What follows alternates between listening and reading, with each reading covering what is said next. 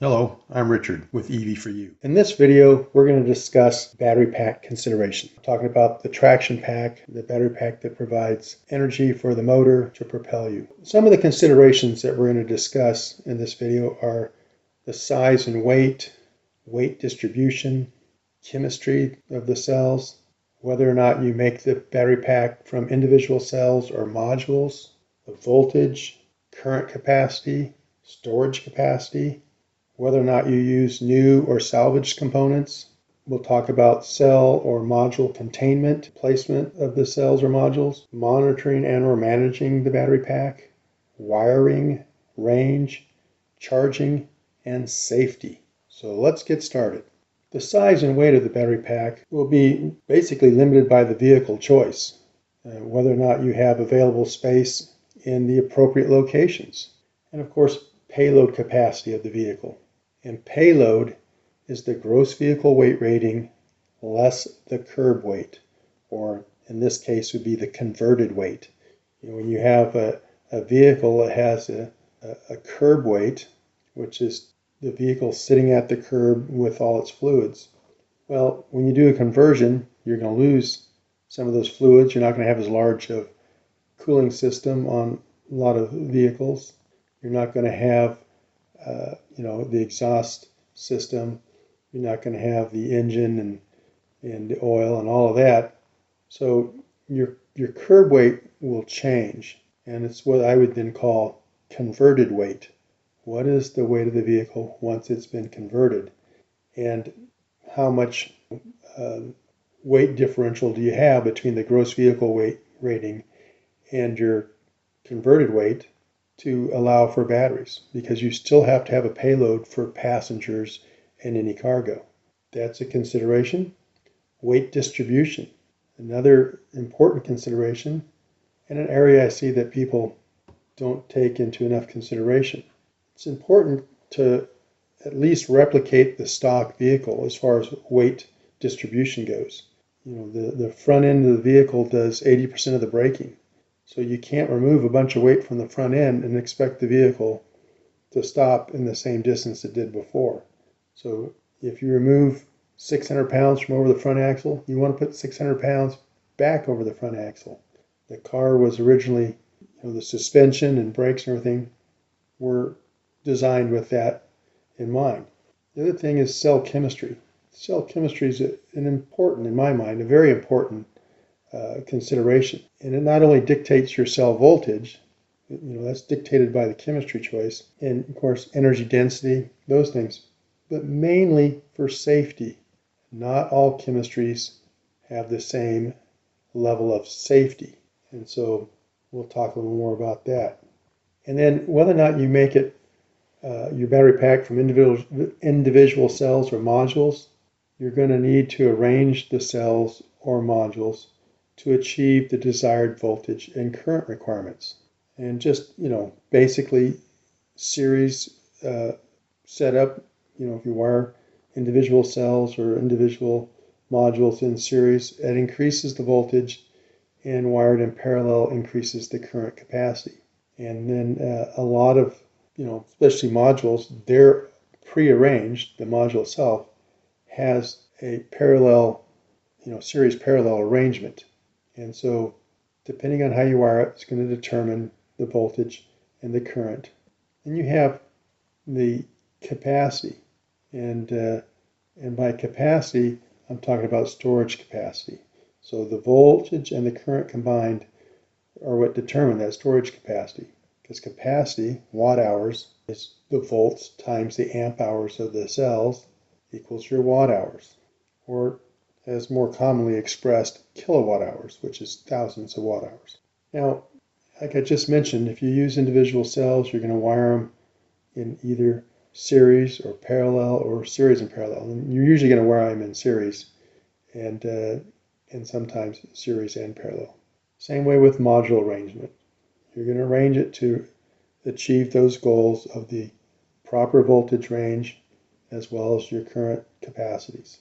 The battery pack voltage is important because it's going to, dictate the components that you can use. Or you can say it the other way, the components that you choose will dictate your battery pack voltage. And so if you want to be able to use DC fast charging, you're going to have a battery pack within a certain voltage range, and then your components will have to be compatible to that. And by voltage range, remember that the battery pack doesn't have one voltage.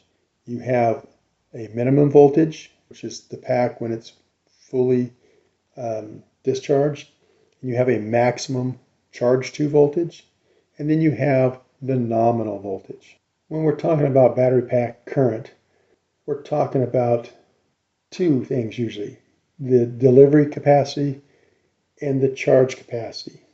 And those will be typically rated by what's called a C rating or capacity rating. And we did a video on C ratings. I'll put a link in the description below and you can check that out. I'm not going to go into that in this video. So then, in addition to the current ratings, we also have a storage capacity, which I mentioned a moment ago, which is in watt hours. And that is, like I said, calculated by the voltage, and you use the nominal voltage multiplied by the amp hour capacity of the cells, and that will give you the watt hours, power over time. Now, the battery pack components, you basically have two choices nowadays. You can use new cells or modules, or you can use salvaged. And salvage is a large market today. And since there are so many OEM electric vehicles on the road today, the options for salvaged components is huge. An important part of your battery pack is containment and safety first. Got to be built in such a way that it's going to withstand the what if. What if you're in a collision? What if your vehicle rolls over? And so that's the important part of containment. You want to make sure that the battery pack stays with the vehicle. And typically people will make them out of either steel or aluminum. You got to make sure that it's properly attached to the vehicle so that it withstands the what if. And then the placement. Remember we mentioned before about, consider the weight distribution, but also placing it in such a way that it's not in the forefront of a collision, so that if the vehicle's T-boned or rear-ended or head-on or whatever, that you have a crumple zone and the battery pack is not part of that crumple zone. The other things to consider: monitoring and managing of the battery pack. And so what are some of the things you want to monitor? Well, you want to monitor the pack voltage. You want to monitor the current going in and out of the battery pack. You want to monitor the state of charge. And depending on the cell chemistry, you will maybe want to monitor the temperature of the battery pack also. And then in regards to management, what do you want to manage? You may want to manage voltage. In other words, you want to prevent the battery pack from being over discharged, and you want to prevent it from being overcharged as well. And then if you're not using lithium iron phosphate, you may want to have a way to manage the temperature of the battery pack, because some chemistries have a much lower thermal runaway threshold than a LiPo4. And so that is an important aspect then. And then what monitoring devices? You can have a voltmeter, an amp meter, and a shunt. You can use a Hall effect sensor, BMSs, thermistors. Those are things that are used in monitoring our battery pack. And we talked about the charge and discharge rates a moment ago, and we talked about typically listed as a C rate. But for those ratings, you need to check with the manufacturer, the cell manufacturer, or the module manufacturer's specifications to see what those C ratings are and to make sure they match the other components that you're choosing, so that your battery pack can handle the maximum current output And of course, we mentioned the temperature, the operating temperature, and thermal management. We did a video where we discussed, well, we've done lots of them, where we discussed batteries in much greater detail, cells in much greater detail, and particulars of thermal runaway and so forth.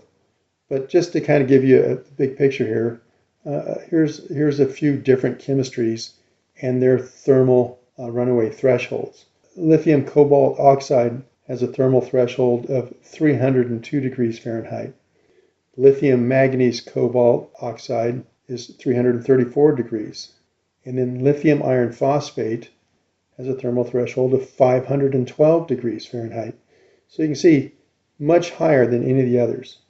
And then they all have slightly different operating temperatures, but the operating temperature for LiPo4 cells is minus 4 degrees Fahrenheit to 149 degrees Fahrenheit. So in all of our conversions, that's the chemistry that we use, and we've never used any type of thermal management because it's just not necessary. Some of the other considerations in regards to your battery pack would be, depth of discharge, state of charge, range, and possibly life cycles. And like I said, we've got videos on all these subjects, and so I'm not going to go over all these in this video. This is just kind of an overview, and you can check out some of our other videos if you want more detailed information, for instance, on depth of discharge and state of charge, so forth, range, life cycles. Got videos on all of them. Speaking of range, quickly, how is range calculated? Well, you need to know a couple things before you can calculate range. You need to know what the usable battery pack capacity is, and you need to know the energy consumption rate. In range, it's just the usable battery pack capacity divided by the energy consumption rate. Previous videos we've done where we talk about calculating the usable battery pack capacity, how to calculate energy consumption rate, and how we came about that formula and everything. So, like I said, I'll put some links in the description below.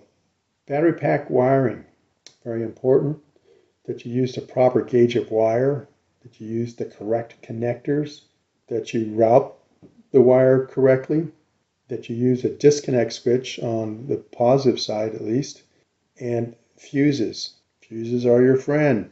It's best to have the middle of the battery pack fused so that you're protecting the battery pack itself, not just the circuits after the battery pack.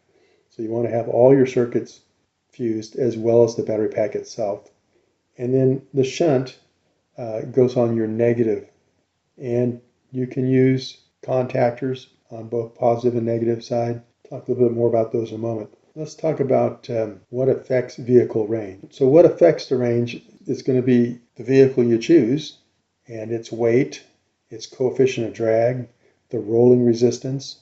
But then there's also other things that affect it, such as terrain, ambient temperature, your driving speed, and your driving habits.